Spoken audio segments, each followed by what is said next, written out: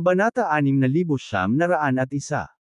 Sumagot si James, bukod sa pag-aalis ng paunang kinakailangan na dapat putulin ng isang tao ang kanilang mga emosyon at pagnanais na makapasok sa Zalm rank, pinapanatili naming pareho ang lahat. Ang Years 1 Zalm at Dalm ranks ay magpapatuloy sa 1th Tai Chi World. Ang sinumang makaabot sa Years 1 Dalm ranks 9th Tribulations Consummation ay papayagang makapasok sa War Demon Towers 1st to 5th level. Maaari silang magpanday ng mga ginintoang katawan doon, at pagkatapos na matagumpay na dumaan sa kanilang Karma Tribulations, sila ay papasok sa Zeklan rank at magiging pinahihintulutang umakyat sa itaas ng ikalimang antas, kung saan maaari nilang linangin ang Marcy Ice at Historial Path. Ang mga individual na nakakabisado sa parehong kapangyarihan ay maaaring pumunta sa Forletland upang pagsamahin ang mga ito upang lumikha ng isang Ultimate Golden Body.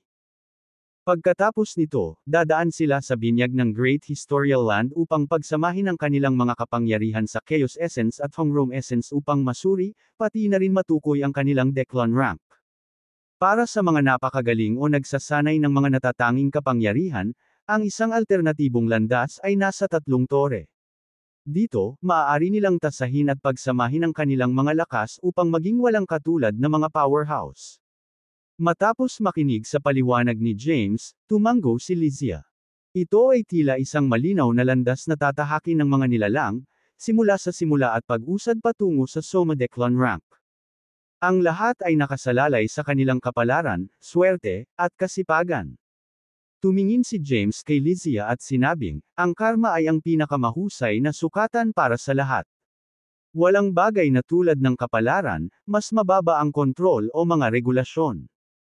Ito ay ang kaligtasan ng pinakamatibay. Nasa kanila na magtagumpay. Tumugon si Lysia, maaaring malupit ito, ngunit natural na kaayusan.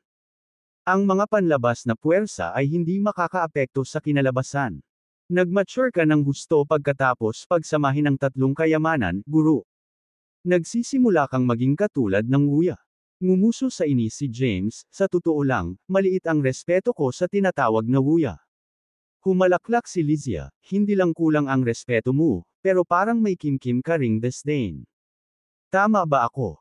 Umiling si James at sinabing, hindi. Hindi ko siya masisisi sa pagkakamaling dulot ng kanyang pagnanasa. Kung tutuusin, tao lang ako, at siya ang lumikha sa atin. Gayunpaman, sa tingin ko ay hindi siya ganoon. Sagrado gaya ng paniniwala ng ilan. Ngumiti si Lysia at tumango. Tapos, sinenyasan niya si Thea na nakaupo sa malapit. Napalingon si James at napabuntong hininga nang makita siya. Naliwanagan din ba ang asawa ko? Nakangiting sabi ni Lysia, siya ay cultivator, kung tutuusin. Bilang tuller ng Hokon, siya ay katumbas ng katayuan mo, ang pinuno ng Great Historial Land at Greater Realms. Tahimik na tumingin si James kay James. Sa buong paglalakbay nila, marami ang pinagtiis ni Thea. Sa kanyang sama ng loob, masasayang lang ang kanyang mga karanasan kung hindi niya piniling tahakin ang tiwaling landas.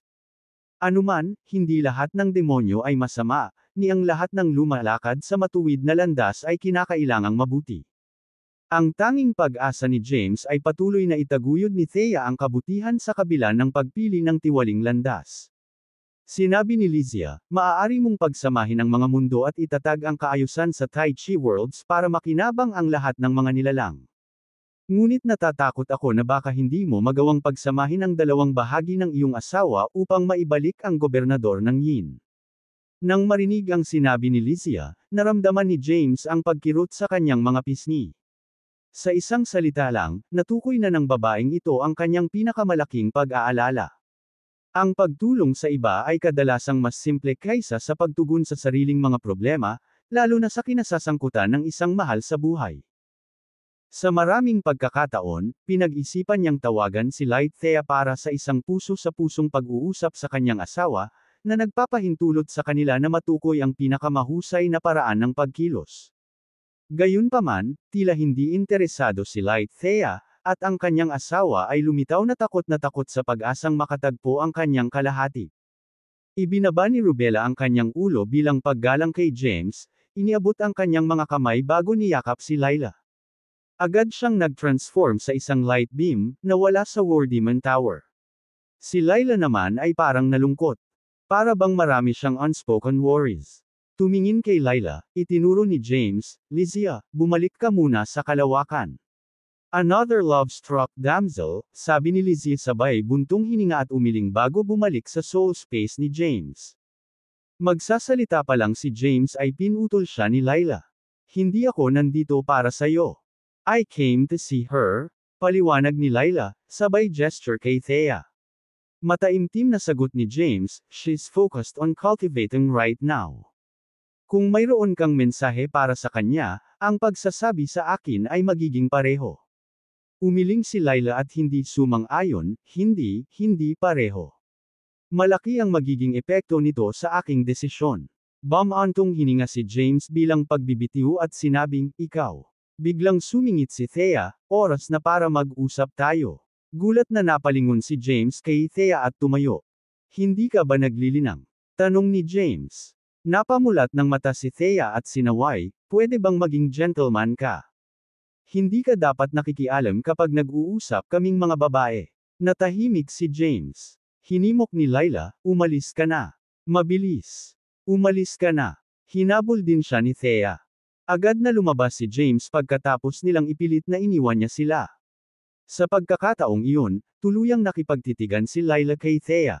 Ang dalawang magagandang babae ay nakatayo ng magkaharap, nagpinta ng isang maganda at tahimik na tanawin. I understand na hindi kita may kukumpara. Pero gusto ko pa ring magkaroon ng sagot bago mamatay, sabi ni Layla na may malungkot na tono. Nagtanong si Thea, para sa brute na iyon. Tumango si Layla at sumagot, siguro wala talaga akong kahihiyan, pero ako, sabi ni Thea habang nakangiti, hindi mo mapipigilan kung kanino ka mahuhulog. Kung ang mga hangarin ng tao ay binansagan nating walang kahihiyan, marami ang kailangang taglayin ang titulo. Napabuntong hininga si Layla at sinabing, salamat. Huwag mo siyang sisihin. Nasa akin na. Nakangiting sagot ni Thea, I should be thanking you. Para sa isang babaeng may kagandahang loob na pabor sa aking lalaki ay nagpapatunay sa aking desisyon na pinili ko ang tamang lalaki. Natahimik si Layla, at ang kanyang mga iniisip ay nakatalukbong sa pagmumuni-muni. Pagkatapos magsalita ni Layla, madiin niyang sinampal ang ulo niya. Ilang sandali pa, nanginginig ang buong katawan niya. Gayunpaman, ang kanyang magandang mukha ay naliwanagan ng isang napakaliwanag at nakakagaan ng ngiti. Lumakas ang napakaraming Genesis power at Marcy Ice power, agad na pinunan ang buong kawalan. Boom! Sa isang nakakabinging pagsabog, nasira ang sarili ni Layla, at kumalat ang isang malakas na shockwave. Agad na napaatras si Thea. Layla, you silly girl. Sa gitna ng namamaos na pag-iyak ni Thea, unti-unting bumalik sa kalmado ang kawalan kung saan nasira ang sarili ni Layla. Ang kanyang dispersed powers ay sumanib sa One-th Tai Chi world. Walang iniwan si Layla na parang hindi nag-exist. Layla, dahan-daang pumikit si Thea, tumulo ang mga luha sa kanyang pisngi. Lumuhad siya sa kawalan, nababalot ng panghihinayang.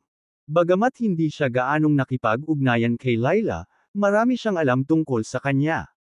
Si Layla ay malamig na parang yelo, matalino, may kakayahan, at higit sa lahat, loyal. Sa ilalim ng kanyang magandang anyo ay isang mabigat at nagkakasalungat na kaluluwa. Para sa kanya, si James ay isang komplikadong pag-iral. Minahal niya ito ngunit hindi niya ito makukuha. Kahit alam niyang imposible, hindi niya kayang sumuko. Gayunpaman, ito ay humantong sa kasalukuyang mga kahihinatnan. Ilang sandali pa, si Thea, nakaluhod pa rin, nagpunas ng luha at biglang tumayo. Bakit hindi mo siya pinigilan? Bumantong hininga si James mula sa likuran. Walang paraan para pigilan siya. Tumayo si Thea na may luhang umaagos sa kanyang mga pisngi at bumulong kay James, you have the terrace astride step. Napigilan mo sana siya bago pa siya mapahamak. Ikaw ang pinuno ng Greater Realm at matagumpay mong naisama ang tatlong kayamanan. Maraming paraan para pigilan siya. Nanatiling tahimik si James. Naluluhang tinitigan ni Thea si James at sinabing, ano ang kinakatakutan mo? Hindi ka ba naniniwala sa akin, sa iyong sarili, o sa lalim ng pagmamahal niya sa iyo? Wala pa ring sagot si James. Sigaw ni Thea, patay na siya. Wala na. Dahil sa pagmamahal niya sa iyo, nagpakamatay siya. Nagpakamatay siya para ipahayag ang pagmamahal niya sa iyo. Bakit ka nagpapanggap na hindi mo alam? Hindi umimik si James. Umalangaw-ngaw ang panghihinayang na boses ni Lizia. Buntong hininga. Ang mga magagandang babae ay talagang isang sumpa. Ang pag-ibig ay tiyak na makapagpapabulag at makapagpapahirap sa kaluluwa ng isang tao. Sumagot si James, nagsalita ka na parang hindi ka babae. Buong pagmamalaking tugon ni Lizia, ako nga, ngunit hindi ako kikilos ng ganoon. Master, may karapatan kang ipahayag ang iyong mga dahilan kay Thea. Hindi siya tanga. Ang matinding pagmamahal ni Layla para sa iyo ay umakit ng kapigatian para sa kanyang sarili. Sa huli, pinili niyang wakasan ang mga bagay sa pinakamatinding paraan. Hindi mo kasalanan. Hindi mo makokontrol ang pagmamahal ng ibang tao. Napaangat ng ulo si James at huminga ng malalim. Kahit na, sasabihin ng mga tao na hindi siya mahuhulog ng ganoon kalalim kung hindi ko siya binigyan ng pag-asa o tinanggihan ng maaga. Ang katahimikan ay nagpapahintulot na mangyari ito, na isang pagtataksil. Isa akong hamak. He hissed, but she never expressed her feelings for me directly. Kailangan ko bang sabihin sa bawat babaeng malapit sa akin na lumayo dahil may asawa na ako? O para babalaan sila na huwag mahulog sa akin, kung hindi, magdurusa sila. Humagalpak ng tawa si Lizia. Kung ganoon ang kaso, baka baliw ka, o iisipin ng mga tao na ikaw ay. Napabuntong hininga si James at sinabing, ganun ba? Tsaka alam naman ng lahat na hinahanap ko ang asawa ko. Sinong babae sa tabi ko ang hindi nakakaalam tungkol kay Thea? Kailan ko pa ito naitago sa sinuman? Hindi ko akalain na hindi ko nilinaw ang sarili ko, pero ako pa rin ang may kasalanan. Baka ako na lang ang sisihin. Haha. Tumawa si Lizia. After a long pause, she said, kung ganito ka, sasabihin ng mga tao na mayabang ka. Isang babaeng sinira ang sarili para sa iyo, ngunit nararamdaman mong mali. Sagot ni James, hindi naman sa nararamdaman kong mali. Kaya lang wala na talaga akong magagawa.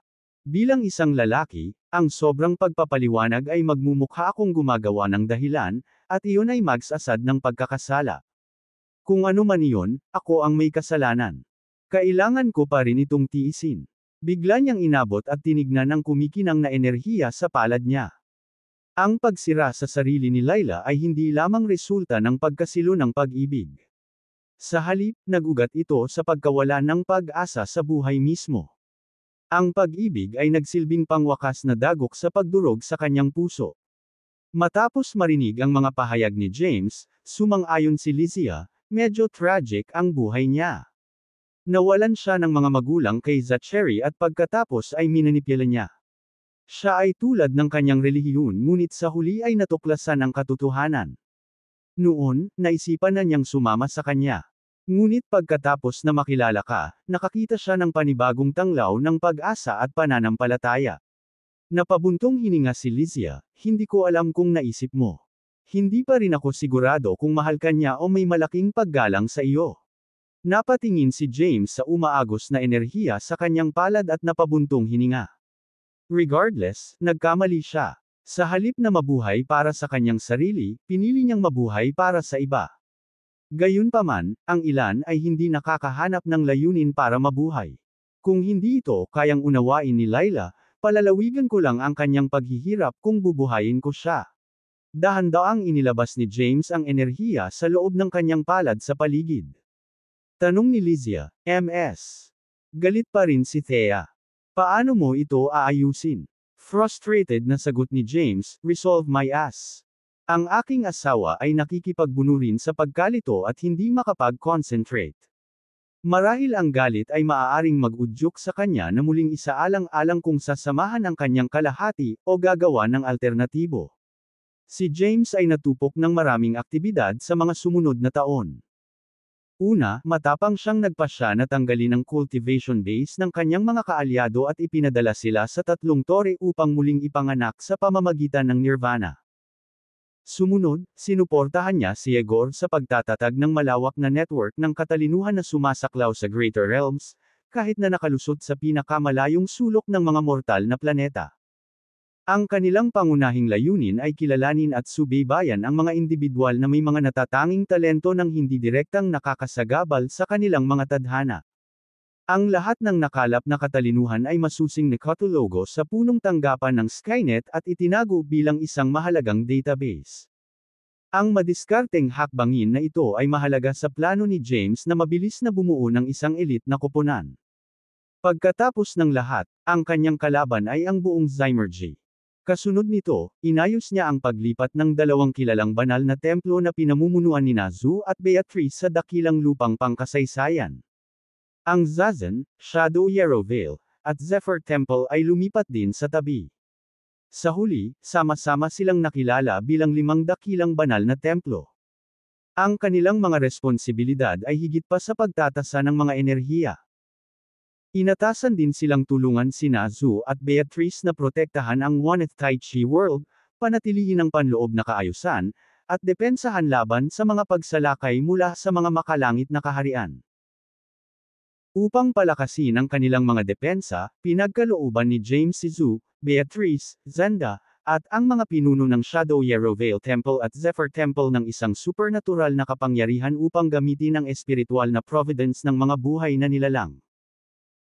Binigyan ng kapangyarihan ng mga pagpapala ng spiritual providence, ang 5 powerhouse na ito ay mahusay na nasangkapan upang harapin ang malalakas na kalaban sa ibaba ng historical decline rank, na tinitiyak ang seguridad ng Waneth Tai Chi World. Nang matapos na nina Yegor, Truett, at Zitlali ang kanilang mga gawain, inutusan sila ni James na tanggalin ang kanilang paglilinang, upang ilagay sa loob ng isa sa mga tore para sa isang paglalakbay patungo sa Nirvana at muling pagsilang. Nang matapos ang mga kaayusan na ito, nag-iisa si James para sa Great Historical Land. Nakatayo sa harap ng pasukan ng Forbidden Bloodshed, ang kanyang tingin ay bumaling kay Thea, nakaupo sa posisyong naka-cross-leg na may lilang liwanag na bumabalot sa kanya. Tumingin sa kanya si James at huminga ng malalim.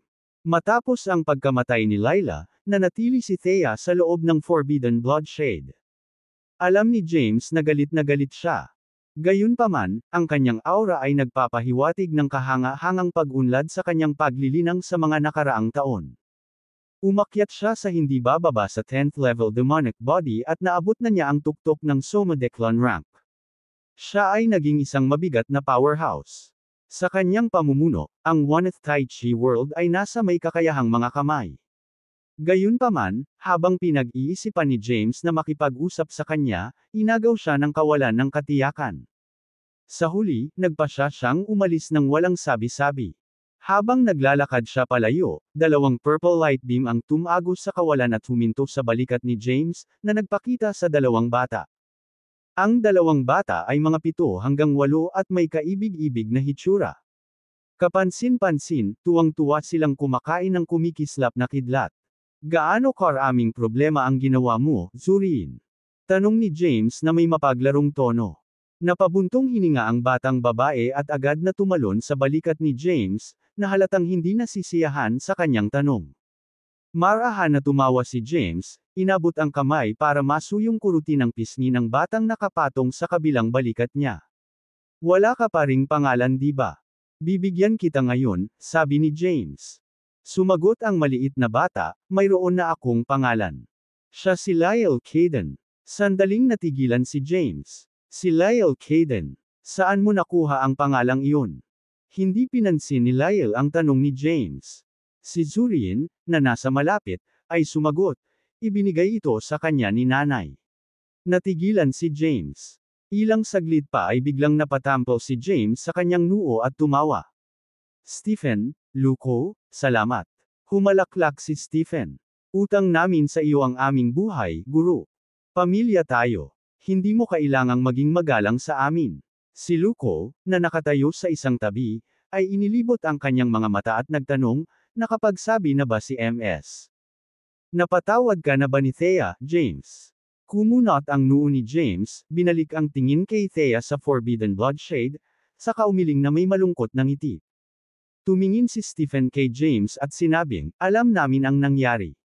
Kung kailangan, kaya nating buhayin si Lila, kinaway ni James ang kamay para putulin siya at mahinang bumantong hininga. Pag-usapan natin ito mamaya.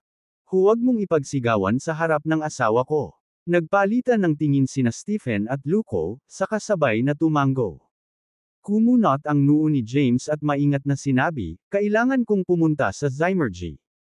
Nasa dilim tayo tungkol sa ika-40 langit. Dapat akong mag-imbestiga ng kaunti at tingnan kung maaari kong linangin ang 5 espiritu. Para naman sa asawa at mga anak ko, ipagkakatiwala ko sila sa iyo sa ngayon. Sa Great Historical Land, hindi ka magagapi. Pagdating ng panahon, malalaman mo na ang gagawin. Tumango naman si Stephen at Luco. Lumapit si James sa dalawang bata at binuhat. Napatingin si Stephen ngunit nag-aalangan siyang magsalita.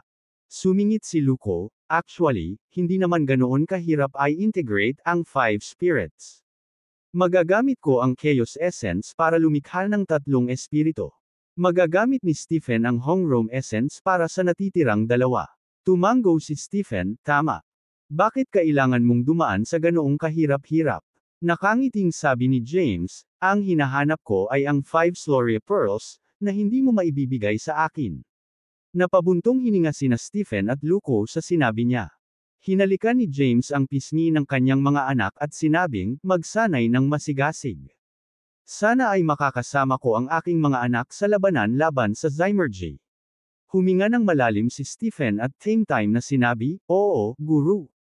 Nag-aalalang tanong ni Luco, familiar ka ba sa 5 Path Emperors, Master? Kung pupunta ka ng walang ingat. Lumapit si Stephen kay Luco at muling pinaniwalaan, huwag kang mag-alala. Bilasan mo at iabot mo ang inihanda namin para kay Master. Bumantong hininga si Luco at tumango. Sa isang sweep ng kanyang kamay, isang sinag ng purple na liwanag ang bumaril kay James at natipon sa isang maliwanag na globo ng impormasyon. Guro, naglalaman ito ng aming pinagsama-samang mga insight batay sa mga nakaraang alaala tungkol sa power dynamics sa itaas ng ika-40 langit, kasama ang mga detalye sa 5 Path Emperors. Dapat mong pag-aralan itong mabuti. Maraming buhay ang maaaring nakasalalay dito. Nang marinig ito, ngumiti si James, marahang ibinaba ang kanyang mga anak bago tinanggap ang information orb. Nakalimutan ko na kayong dalawa ay ipinanganak mula sa Hongroom Essence at may higit na kaalaman tungkol sa Zymergy kaysa sa akin. Sa iyong mahalagang regalo, sigurado akong mabubuhay ako. Lumingon si James at tinapik ang ulo ng kanyang mga anak. Pagkatapos, binigyan niya ng emosyonal na sulyap si Thea, na naglilinang sa Forbidden Bloodshade. Sa isang iglap, nawala siya sa isang iglap. Dahan-daang nagmulat ng mata si Thea pagkaalis ni James. Sumugod si Luco para ipaliwanag, dumating si Master para magpaalam sa iyo. Bago pa siya makatapos ay pinigilan siya ni Stephen. Niyakap ni Thea ang kanyang mga anak at dahan-daang lumingon sa kanila. Bagaman mayroon siyang information orb, naglalakad pa rin siya sa isang mahigpit na lubod sa pagitan ng liwanag at kamatayan, sabi niya. Nagulat na sabi ni Stephen, kung gayon, bakit hindi mo siya pinigilan? Umiling si Thea at bumantong hininga. Sino ang makakapigil sa kanya? Pinipigilan niya ang sarili niya. Sa 47 kaharian ng Zymergy, sa gitna ng makulay na kulay ng isang engranding templo, na nababalot ng sagradong liwanag. 2 kislap ng liwanag ang lumitaw, at lumitaw ang isang lalaki at babae. Ang lalaki ay nagtataglay ng isang kapansin-pansing kagwapuhan, ngunit ang kanyang magulo na buhok at ang nagbabala na kulay ube pulang aura na umiikot sa kanyang paligid ay nagpapahiwatig ng isang mas madilim na kalikasan. Ang kanyang kasama, na nakasuot ng umaagos na itim na damit at isang belo ng misteryo, ay nagpakita ng gilas. Ang kanyang mahabang buhok ay hamaba, at ang kanyang bawat gumagalaw ay may mapang-akit na pang-akit. Walang iba kundi sina Morgoth at Yeria ang nag-isip na nakatakas sila kay James. Mula nang tumakas sila sa Zymergy, nagbalat kayo na sila at itinago ang kanilang mga aura. Sa patnubay ni Yeria, itinaas ni Morgoth ang 70 seal at pinagsama ang mga ito sa kanyang mga pira-pirasong espiritu. Ang kanyang demonic body ay nilinang sa halos ganap na kasakdalan, at nabawi niya ang humigit kumulang 80% ng kanyang kalakasan. Kahit na hindi nila madaling i-navigate ang Zymergy, nanatiling hindi nasisiyahan ang kanilang ambisyon. Sabay-sabay silang nakatayo, tinitigan nila ang kahanga-hangang plaque sa engranding bulwagan sa unahan nila na may mga salitang, Taishi Grand Temple. Tanong ni Morgoth, ito na ba ang huling bahagi ng aking espiritu? Mataimtim na tumango si Yaeria, oo, ngunit hindi magiging madali ang pagtanggal ng selyo. Tinanong ni Morgoth si Yaeria, wala ka bang Xyloria Tai Chi Axe? Hindi ba magandang gumamit pa? Malungkot na umiling si Yaeria. Applicable lang ito laban sa third power dahil sa koneksyon nila. Biglang sumili ang bahagyang takot sa mukha niya habang nakatingin sa plaka. Ang kinakaharap natin ay ang Taishi Power. Ito ay isang selyo na ginawa ni Taishi. Nag-aalalang tanong ni Morgoth, kung gayon, ano ang gagawin ko? Ang aking huling espiritu ay nasa loob ng selyong ito. Nasa loob nito ang aking 3 kayamanan, 5 espiritu, at ang aking Tyrant Spear. Kung wala sila, hindi pa rin ako kumpleto. Nabawi ko na ang 80% ng aking lakas at makakapatay ng ilang basura sa Soma Declan rank. Gayunpaman, wala pa rin akong pagkakataon laban sa isang powerhouse tulad ni James. Nagdilim ang mukha ni Yaeria habang siya ay sumagot, sino ang tinatawag mong basura? Mabilis na itinama ni Morgoth, nakalimutan kong nasa Soma Declan rank ka rin. Gayunpaman, hindi ba bumaba ang ranggo ng iyong paglilinang? Nasa 9th Zeklan rank ka lang sa pinakamaganda ngayon. Nang marinig ang mga salitang ito, si Yaeria ay natama ng biglaang pag-akyat ng galit. Sa nakakuyom na mga kamao na nanginginig sa pidgel na galit, lumingon siya at bamulong, ang iyong mga salita ay magtutulak sa sinuman na mag-isip ng paghihiganti laban sa iyo. Nagkibit balikat lang si Morgoth, ang kanyang tingin ay nakatuon sa Taishi Grand Temple. Putulin ang katarantaduhan at ipatawag ang Xyloria Tai Chi Axe. Magkakaroon tayo ng pagkakataon kung masisira man natin ito ng kaunti. Napabuntong hininga si Yaeria at nagpatawag ng isang higanteng palakol na naglalabas ng makukulay na sinag. Mabilis na tumalikod si Morgoth at itinuon ang tingin sa direksyon ni Yaeria. Sa likuran niya ay isang tumpok ng mga durog na bato, ngunit si Yaeria ay wala kahit saan. Tumawag si Morgoth, buhay ka pa ba, Yaeria? Nanginginig ang Jin-iba na guho, at lumitaw ang isang figure. Si Yaeria ay umubo ng dugo, ang kanyang buhok ay magulo, ang kanyang kutis, at ang kanyang katawan ay nababalot sa makapal na lupa. Nang masaksihan ang gusot na hitsura ni Yaeria, humagalpak ng tawa si Morgoth. Inalis ni Yaeria ang mga labi, at isang pag-inog ng itim at puting liwanag ang bumalot sa kanya. Agad niya itong ibinalik sa malababae. Sa sandaling iyon, galit na galit niyang iniskan ang kanyang paligid, ang kanyang ekspresyon ay may halong pagkabalisa at galit, bago nagpakawala ng isang malakas na sigaw. Nasaan ang aking likas na Xyloria Tai Chi Axe? Pinulot mo ba? Sumimangot si Morgoth at umiling. Wala ako. Bakit ko ito gugustuhin? Agad na lumitaw si Yaeria sa tabi ni Morgoth at natakot sa Taishi Grand Temple. Kunin kaya ni Taishi. Gulat na tinitigan ni Morgoth ang Taishi Grand Temple. Sumigaw si Yaeria, ano ang napakahusay sa isang lumang Diyos? Tapos na ang Xanadu Realm. Hindi mo kailangang magpanggap na napakamatuwid. Ibalik mo sa akin ang aking palakol. Ito ang pinakamahalagang kayamanan ng Tai Chi sect. How dare you take away? Tumalon si Yaeria sa kanyang mga paa at naging mas agresibo. Siya ay naniningil sa Taishi Grand Temple, ngunit agad siyang hinawakan ni Morgoth. Itinuro ni Yaeria ang Taishi Grand Temple at nagmura, hayaan mo. Matandang babae ka. Patay ka na. Bakit mo ipinakikita ang iyong kapangyarihan? Ikaw, kinaladkad ni Morgoth si Yaeria at sumigaw, okay. Aalis na tayo dali. Maya-maya, yumuko si James ng 3 sunod-sunod na beses. Nang siya ay kikilos na, bumukas ang pinto ng templo. Isang maraming kulay na banal na liwanag ang lumitaw mula sa loob ng Taishi Grand Temple. Habang pinagmamasdan ng palabas, ang gwapong binata ay tumahimik sandali bago umakyat sa hagdanan patungo sa templo. Ang bawat hakbang ay sinadya hanggang sa marating niya ang bukas na pintuan ng templo. Madali siyang pumasok sa loob, na wala sa makulay na kulay ng banal na liwanag.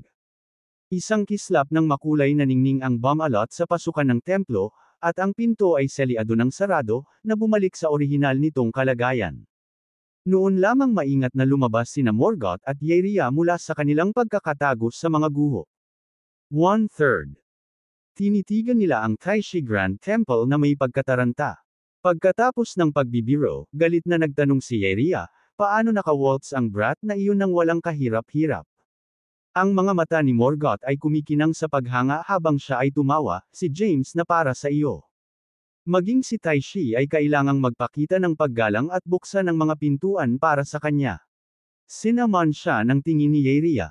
Kaninong panig ka? Sumagot si Morgoth, syempre sa iyo. Sumagot si Yrria, kung gayon, bakit mo pinupuri ang bastos na si James? Nangangatwiran si Morgoth, hindi ka dapat maging vulgar. Nirerespeto ko lang ang malakas. Kung sobrang inggit ka, bakit hindi maging kasing lakas niya? Napaupo si Yrria sa pagkadismaya, enough nonsense. Sa tingin mo ba napansin niya tayo? Napangisi si Morgoth, ha? Sa tingin mo ba magiging ligtas pa tayo kapag natuklasan niya tayo? Sandaling nawala nang masabi si Yrria.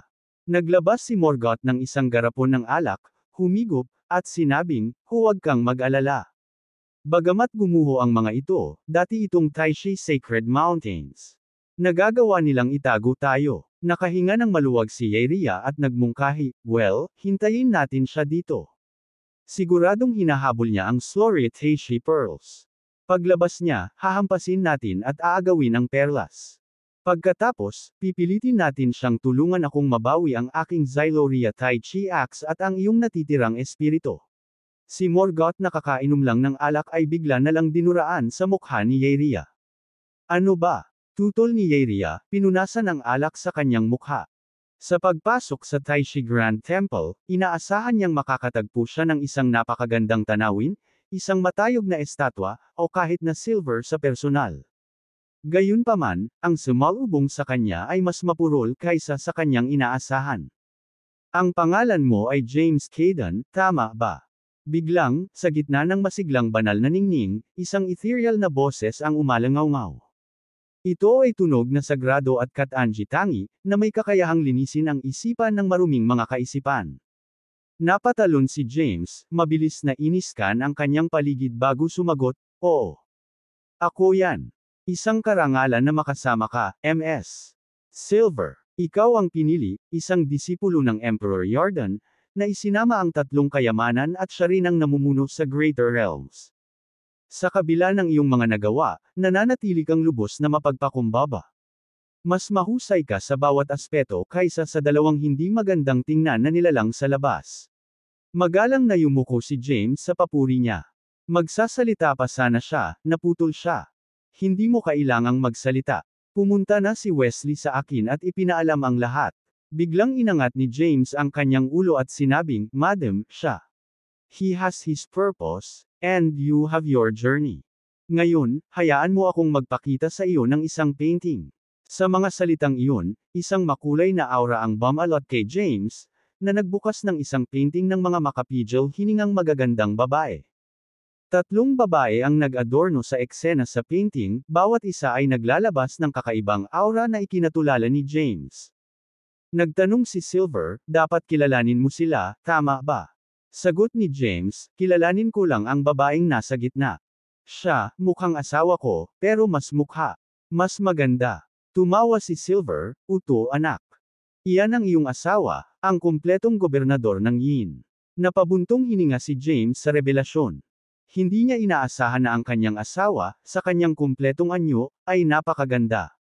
Siya ay tulad ng isang diyosa at katawanin ang lahat ng mga katangian na tanging pangarap ng mga babae perpekto at walang kamali-mali. Dapat alam mo rin yung dalawa. Iyan ang iyong pangalawang katawan, Frona. Ang isa ay si Yrria, na nagtatagal sa labas ng templo. Nanlaki ang mata ni James sa gulat. Sa masusing pagsisiyasat, nalaman niyang ang ibang babae sa painting ay kahawig ni Lysia at Yrria. Gayunpaman, mayroon silang mas katangi-tanging at mapang-akit na hitsura. Pagkaraan ng ilang sandali, nagtanong si James, ano ang layunin ng pagpapakita nito sa akin? Ipinaliwanag ni Silver, sila ang iyong Quiver Tribulation. Isa ito sa tatlong malalaking kapigatian na dapat mong harapin. Ito rin ang pinakamahirap ay overcome. Halos mabalisa si James sa paghahayag na ito. Natigilan si James. Tumingin siya sa direksyon at nakita niya na isang pamilyar ngunit kakaibang figure ang lumitaw sa bawat Wama Energy Ball. May mga pinatay noon, may mga nasakop sa huli, at may mga buhay pa ngunit hindi pa sila nakilala ni James. Ang higit na ikinagulat ni James ay kasama nila sina Henry, Quattro, Yemima, Wyatt, Maxine, Morgoth, at ang mga nakatataas na awtoridad ng Jade Moria Empire. Namula ang mukha ni James. Anong kapigatian ito? Ito ang Choleric Tribulation, sabi ni Silver sa boses ni Callan, kakaiba, tama ba? Huminga ng malalim si James. Maaari kong tanggapin ang iba, ngunit ang aking mga kaibigan. Ang hindi inaasahang kapigatian ay isang tunay na kapigatian, sabi ni Silver, na binibigkas ang bawat salita. Nang marinig niya iyon ay parang tinamaan ng kidlat si James. Nakatayo siya sa liwanag, nakatulala. Naayos na niya ang lahat, kasama na ang mga landas ng kanyang mga kaibigan at pagpapabuti ng cultivation. May mangyayari pa kaya na magpapabaligtad sa kanya ng mga kaibigan niya. Ang ikatlong kapigatian ay ang Solemnity Tribulation. Hindi binigyan ni Silver ng oras si James na isaalang-alang ito. Sa mahinang boses, sinabi niya, ang haharapin mo sa lalong madaling panahon ay ang Solemnity Tribulation. Kumunot ang noo ni James. Maaari mo bang ipaliwanag ito ng malinaw? Hindi ka dapat sumama. Dahan-daang sabi ni Silver, hindi ka dapat pumunta ngayon. Kung maaari mong panatilihin ang iyong kalmado at gumawa ng mabagal na mga hakbang, kakailanganin mo lamang na harapin ang Quiver Tribulation. Ngunit dahil nagmamadali kang magtagumpay, nahulog ka sa Chronotia Realm. Ang tatlong malalaking kapigatian ay hindi maiiwasan at hindi maibabalik. Nang marinig iyon, pinaikit ni James ang kanyang mga mata. Mr. Silver, sino ang nagtakda ng tatlong kapighatiang ito para sa akin? Ang Quiver Tribulation ay ang iyong unang karma at inner demon. Bumantong hininga si Silver at sinabi, ngunit ang Choleric Tribulation at Solemnity Tribulation ay na-trigger mo dahil nasaktan mo ang ibang tao. Maging prangka, binibigkas ang bawat salita. Tinanong ni James, si Wait Ara ba o ang 500 na emperador ng 49 na langit? Walang magawa, bumantong hininga si Silver at sinabi, sa opinyon mo at ng lahat ng nabubuhay na nilalang, si Wait Ara at ang Five Path Emperors ay tila kumakatawan sa buong Zymergy. Tanong ni James, hindi ba nila ito kinakatawan? Nang hihinayang, sabi ni Silver, mukhang successful ang plano nila. Kahit na ikaw, ang pinili na napakatalino, isipin mo iyon. Natahimik si James. Naniniwala siya na may ibang kahulugan na nakatago sa mga salita ni Silver. Ang Zymergy ay isang malaking sistema, mahinahong sabi ni Silver, ito ay nahahati sa Xanadu at Health. Sa kasalukuyan ay may dalawang grupo ng mga taong kumokontrol sa Zymergy. Ang ika-40 langit at pababa ay kinokontrol ng unang grupo ng mga buhay na nilalang na ipinanganak mula sa pag-iisip ni Wait Ara. Sa itaas ng ika-40 langit ay kinokontrol ng mga inapo na naiwan ng kamalayan ng Xanadu Divine Beings. Dahan-daang pumikit si James at pumasok sa isang lagalag na estado. Sa ganitong estado, tila siya ang gumagala na si Zereus. Sa isang pagkakataon, nakakuha siya ng insight sa buong Zymergy. Pagkatapos, sa likod ng Zymergy, isang malaking ilusyonaryong gas ang lumitaw. Ang gas ay hindi makikita sa mata. Ito ay walang anyo, ngunit nararamdaman ni James ang kahanga-hanga at mahiwagang kapangyarihan dito. Biglang naramdaman ni James ang isang figurang lumabas sa walang anyo na gas. Unti-unting naging malinaw ang figure. Isa itong kakaibang elder na may malakas na pangangatawan at pulang buhok. Nang maging malinaw ang kanyang anyo, natigilan si James. Yarden iyon. Hindi ko inaasahan na mapupunta ka dito, biglang sabi ni Yarden, nakakagulat. Hindi ka pa ba patay? Tanong ni James, kahit ang iyong huling kaluluwa ay nawasak dahil binigyan mo ako ng mana. 2 tore din ang naiwan mo. Ngumiti si Yarden bago tumalikod. Sa walang anyo na gas, isang pamilyar at magandang figure ang lumabas. Nang humakbang siya sa kawalan at papalapit, natigilan si James. Laking gulat niya. Lysia, bakit ka nandito? Tanong niya. Hindi ako Lysia. Umiling ang babae. Ako si Frona Dimmer. Gulat na napatingin sa kanya si James at napagtantong medyo iba siya sa pangalawang katawan nito. Mas maganda kasi siya kay Lizia. Bagamat siya ay kakaiba, ang kanyang kaakit-akit, dalisay na aura ay pumihil sa sinuman na magkaroon ng masamang pag-iisip. Pinadala ka ba ni Silver dito? Tanong ni Yarden. Natigilan si James. Tapos, bumantong hininga siya. Hindi ko alam. Hindi ko nga alam kung ano ang sinabi ni Mr. Ginawa namin ang Waitara ng magkasama. Sabi ni Frona, dahil nilikha namin siya, ipinanganak kayo. Hinahayaan ka naming makita ang lahat ng gusto mong makita at hayaan kang tamasahin ang iyong mga pag-asa at posibilidad. Ilagay natin ito sa ganitong paraan. Nagpatuloy si Yarden mula sa kung saan tumigil si Frona, ang iyong mundo ay parang saranggola sa itaas ng langit, ngunit ang simula ng string ay tayo. Huminga ng malalim si James. Naisip niya na mas mababa ang katayuan ni Yarden kaysa sa Waitara. Hindi niya inaasahan na masasabi niya ang mga ganoong ketukot-takot na salita. Hindi kaya mas mataas ang status niya kaysa kay Waitara. Hindi, mali iyon. Ang Waitara ay wala sa simula. Siya ay nilalang nila. Nang maisip iyon ni James ay namula ang kanyang mukha. So, kayo ang kumokontrol sa lahat mula sa likuran. Wala na tayong makokontrol. Ngumiti si Yarden at umiling. Kung hindi, bakit tayo magkikita sa mundo mo? Ang metapora ng saranggola ay mahusay. Napatingin si Frona kay James. Sa una, nasa kamay natin ang simula ng string, pero dahil sa sobrang lakas ng hangin, napakataas ng lipad ng saranggola. Hindi na ito makokontrol. Kapag binitawan, lilipad ang saranggola. Kung i-reel natin ito, masisira ang string. Taos-pusong sinabi ni Yarden, kami ang nasa mahirap na sitwasyon. Nang marinig iyon, kumunat ang noo ni James. Parang may naintindihan siya. Bakit biglang umalis si Waitara? Saan siya nagpunta? Ngayon, si James ang may sagot sa tanong na iyon. Kahit wala na si Waitara, umiral pa rin ang mundong iniwan niya. Ang mga buhay na nilalang ay paulit-ulit pa ring ipinapanganak. Hindi mahalaga kung si Frona o Yarden.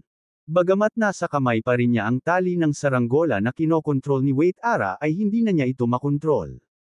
Upang malaman kung ano ang nangyari, lumitaw sina Frona at Yarden sa mundo ng saranggola.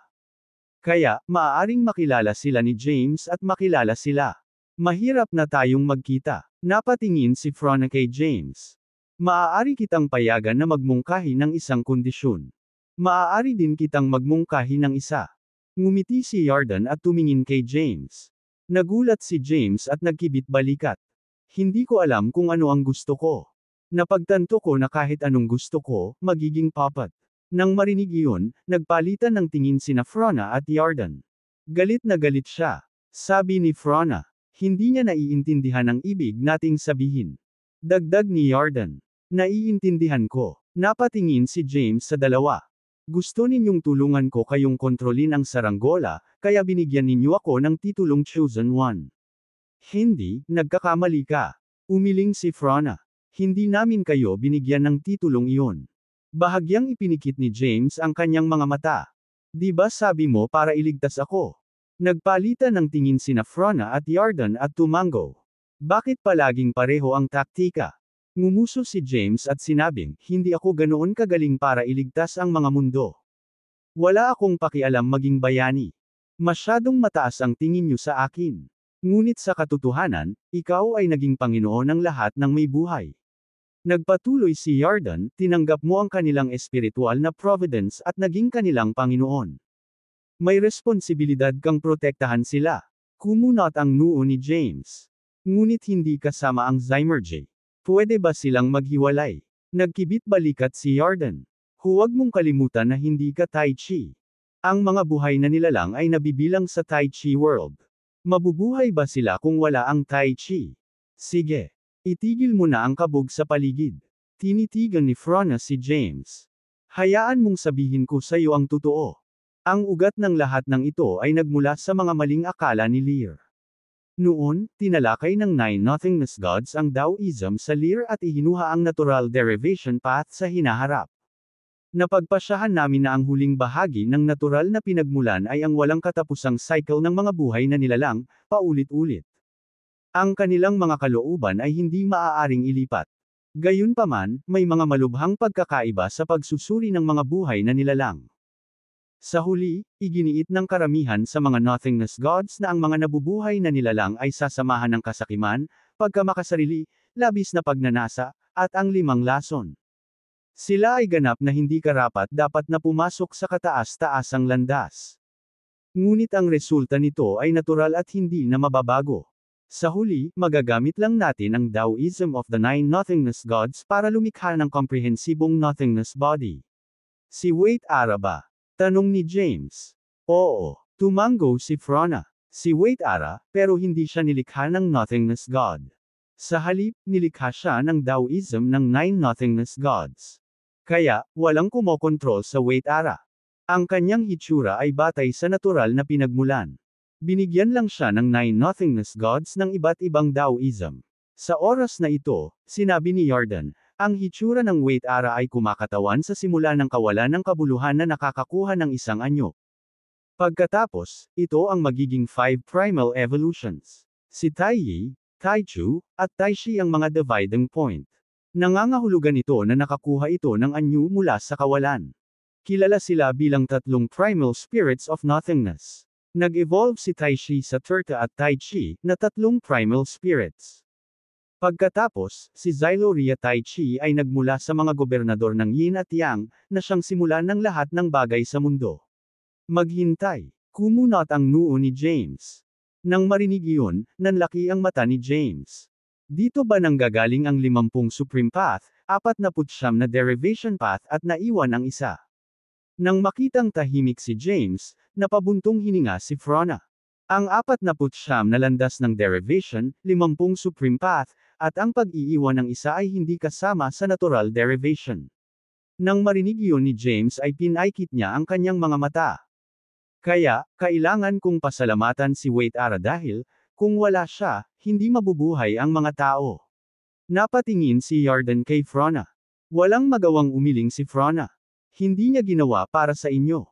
Ginawa niya ito para itago ang sarili at makatakas sa 49 na Taoisms of nothingness. Natigilan si James. Tumingin siya kay Frona. Ito ay upang makatakas mula sa iyong kontrol.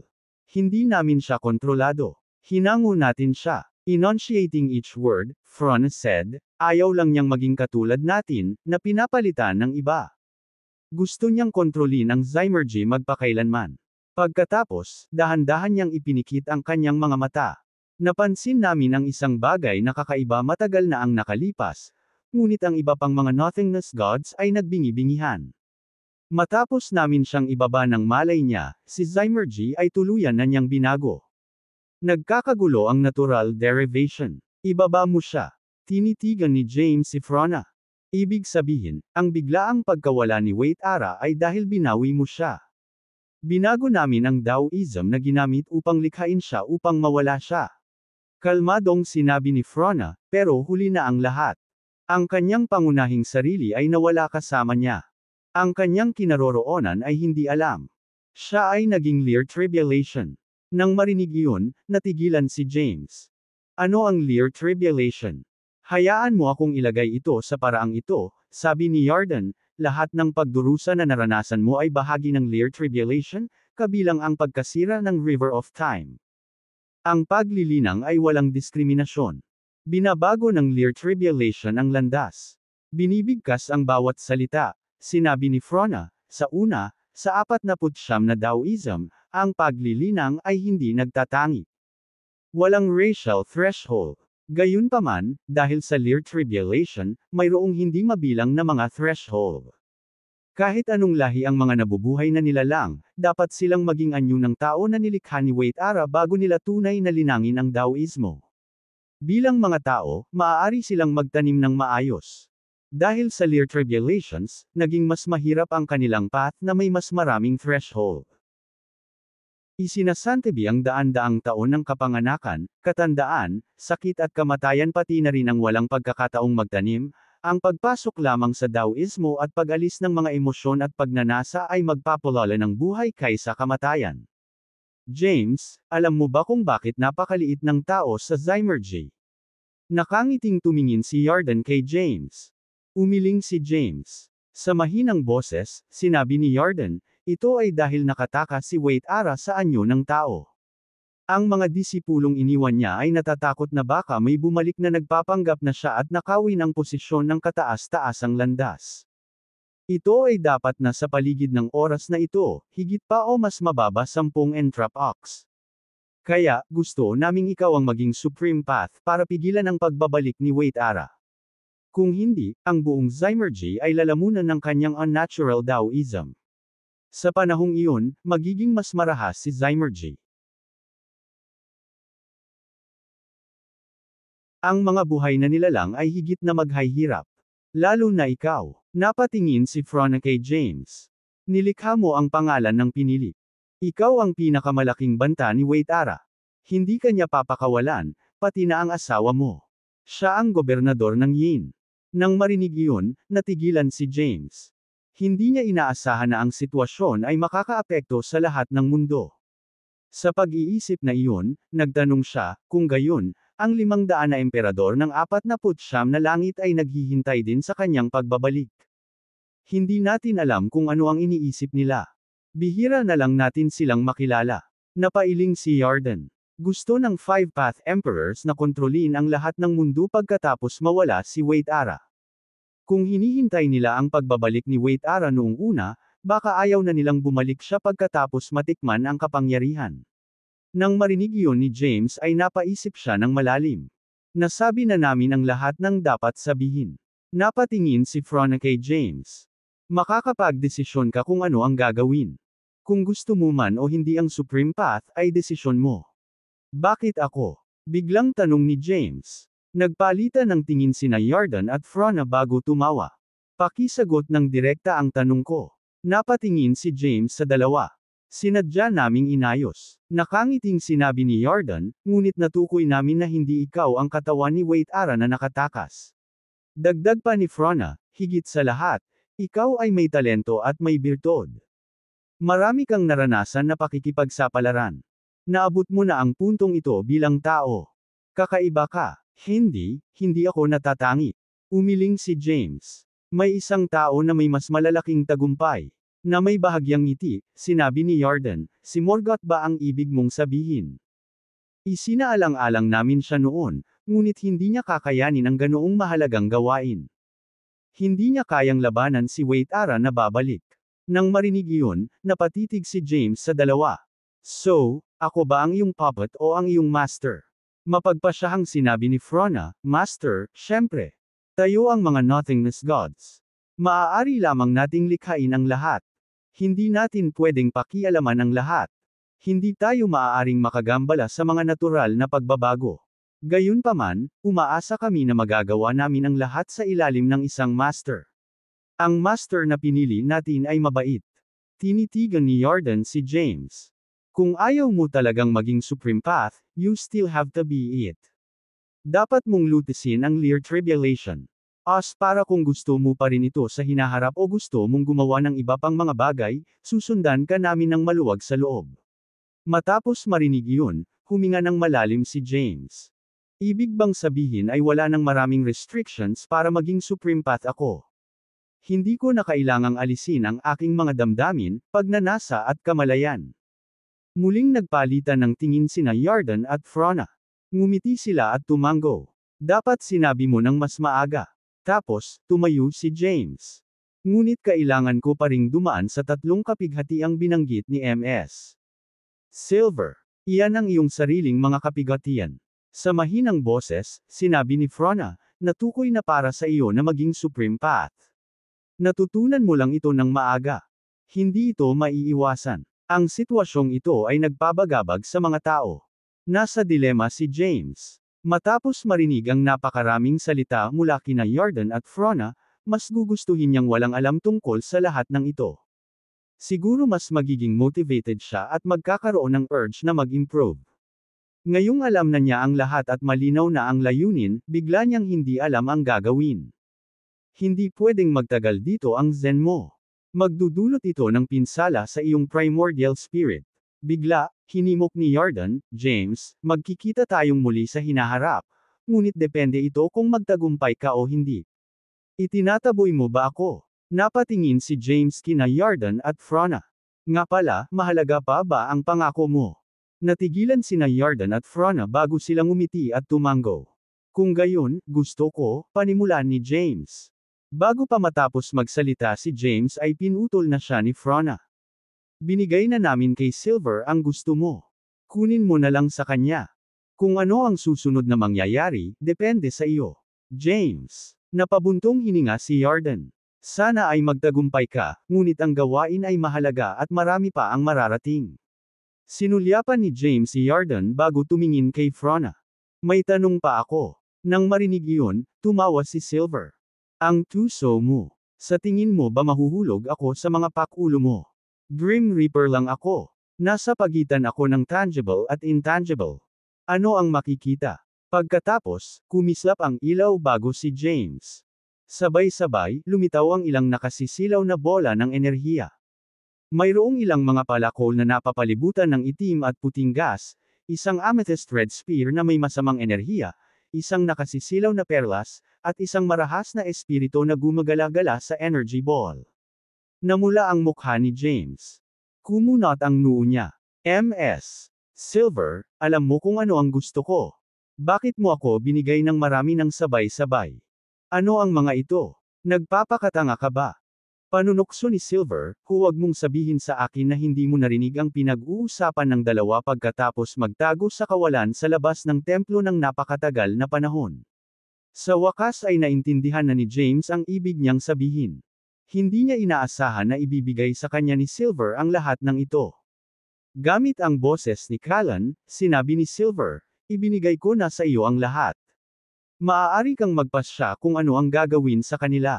At least natapos ko na ang misyon ko. Oras na para hanapin ko ang aking kapalaran. Natigilan si James. Itinaas niya ang ulo niya. MS. Silver, malipol ka ba mamaya? Kalmadong sinabi ni Silver, I exist between tangible and intangible. 2/3.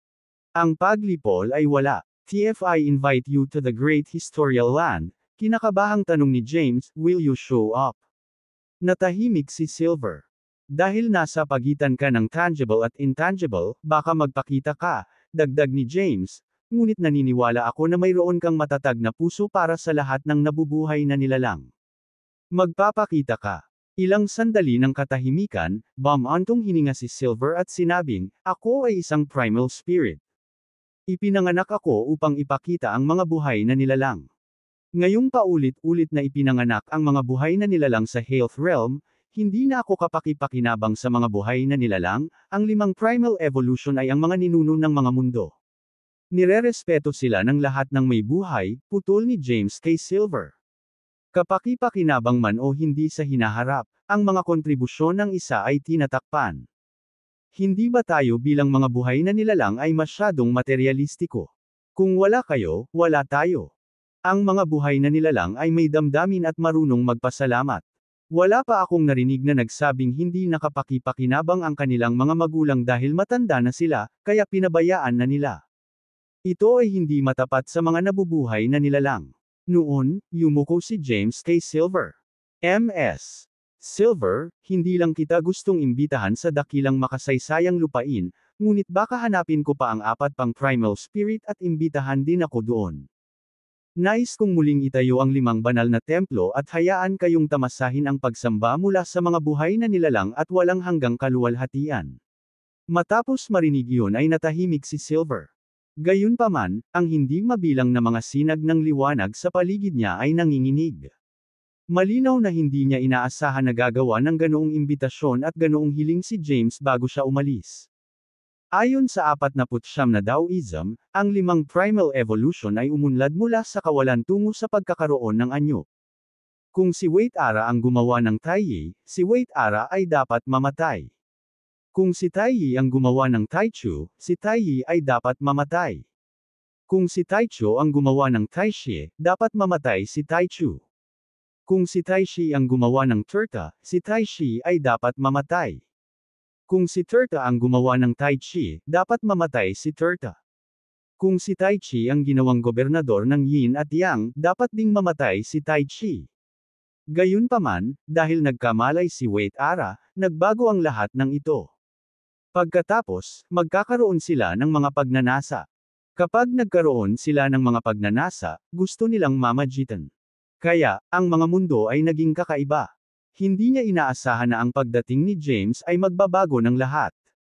Kinuha niya ang kanyang misyon at pinalaya siya. Binigyan niya siya ng bagong buhay na isang pagpapala. Ngayon, gayunpaman, mas magalang si James sa kanya.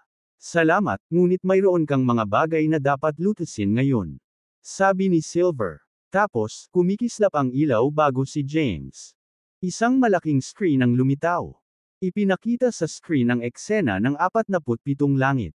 May ilang kakaibang halimaw ang nagtatago sa bawat sulok.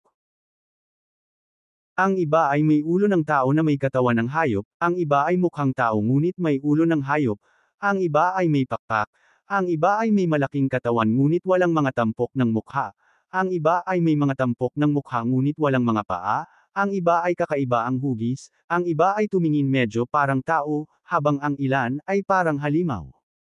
Nakakatakot ang itsura nila. Iyon ang unang pagkakataon na nakilala ni James ang gayong mga halimaw pagkatapos pumasok sa Zumurgy. Nakakunot ang noo, nagtanong si James, ano ang mga iyon? Mga primal na nilalang, sinadya ni Silver, kilala sila bilang mga di-orthodox na paksayon at sekta. Nang marinig iyon, nanlaki ang mata ni James. Mga di-karaniwan na paksayon at sekta. Ibig bang sabihin, sila ang trump card ng Tai Chi? Huwag mong maliitin sila, sabi ni Silver, makapangyarihan sila. Sa una, sila ay tinatakan sa Netherforge space ng Tai Chi, ngunit sa paglipas ng mga taon, nilinang nila ang kanilang sariling landas, na hiwalay sa Supreme Path. Ngayong natanggal na ang selyo, ang pagdanak ng dugo ay mangyayari sa mga mundo. Tinitigan ni James ang kumpol ng mga halimaw sa screen. Inilabas ba sila ng Tai Chi? Napakasama. Walang magawa, sinabi ni Silver, bagaman inalis mo ang kanyang kapangyarihan bilang Panginoon ng lahat ng kaharian, Tai Chi pa rin siya. Maaari niyang i-activate ang innate energy. Natatakot ako na ang buong Zymurgy sa ibaba ng 47 langit ay nahulog sa mga kamay ng mga di-orthodox na paksayon at sekta. Nang marinig iyon, natigilan si James. Ms. Silver, paano ang mga buhay na nilalang? Wala silang oras para alalahanin ang mga mundo sa ngayon.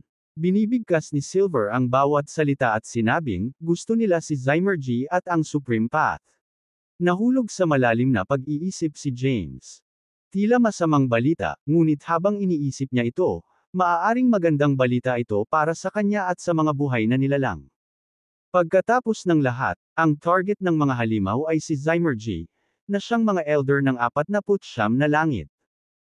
Kung maaari silang magdulot ng kaguluhan sa Zymurgy, hindi lamang nila mapahina ang lakas ni Zymurgy, ngunit matutulungan din nila si James na mahanap ang mga materyales ng 5 espiritu. Habang iniisip niya iyon, nagkaroon ng ideya si James. Ms. Silver, lalabas ako para salubungin sila. Tahan na. Pagkatapos, inactivate ni James ang Dawnblaze form at nawala sa liwanag. Hindi man lang niya itinago ang mga binigay ni Silver. Walang magawang tumawa si Silver. Matalino siya. Sa labas ng Taishi Grand Temple, inilibing ni Yeria at Morgoth ang kanilang mga sarili sa guho, na nagpapakita lamang ng kanilang mga mata. Nanatili silang nakatingin sa entrance ng Taishi Grand Temple. Parang gusto nilang makakita sa gate. Bakit hindi siya lumalabas? Inis na tanong ni Yeria, namatay ba siya sa loob? Hindi deserve ng bastos na yan. Nag-click si Morgoth sa kanyang dila. Nakuha ni James ang 3 treasures integration. Hindi siya pwedeng mamatay. Tapos, pinandilatan siya ni Yeria. Bakit kailangan mong makipagtalo sa akin? Nang marinig iyon, nagtanong si Morgoth, ganoon ba kahirap tanggapin ang katotohanan? Gusto ko ng attitude. Naiintindihan mo ba? Galit na sumigaw si Yeria, Morgoth, dapat manatili kang single forever. Mamamatay sa galit ang babaeng magiging partner mo. Sabi ni Morgoth, hindi ka babae. Isa kang isda. Nawalan ng masabi si Yeria. Nakalabas na siya, biglang sabi ni Morgoth. Dahil doon, si Yeria, na galit, ay lumingon sa Taishi Grand Temple. Tapos, tumawa siya. Nakalabas na siya. James, dumating na ang doomsday mo. Tumingin si Morgoth kay Yaria na para bang halimaw ang kanyang tinitingnan. Ano bang meron sa mood swings mo? May menstrual period din ba ang isda? Sa malakas na tunog, sinampal ni Yaria si Morgoth sa ulo. Pagkatapos, bumaril siya sa langit mula sa pagkawasak. James, maghihiganti ako ngayon. Bakit mas show off ka kaysa sa akin? Pinanood ni Morgoth si Yaria na pumunta sa Taishi Grand Temple habang dahan-dahan siyang umaakyat mula sa dumi. Sa kabilang banda, hinarang ni Yaria ang daan ni James gamit ang isang kurap ng black and white gas. Nagulat si James kay Yaria na kakaibang natatakpan ng dumi. Nagulat ka ba? Bigla namang tumawa si Yaria. Nahihilo ka ba? Hindi mo akalain na hihintayin kita dito, di ba? Napatingin si James kay Yaria na nagkakagulo.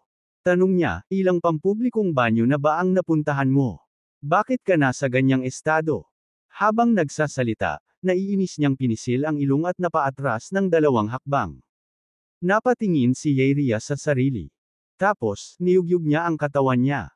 With a flash of black and white light, nagmukha na naman siyang diyosa. Ngumuso siya bago tumitig kay James.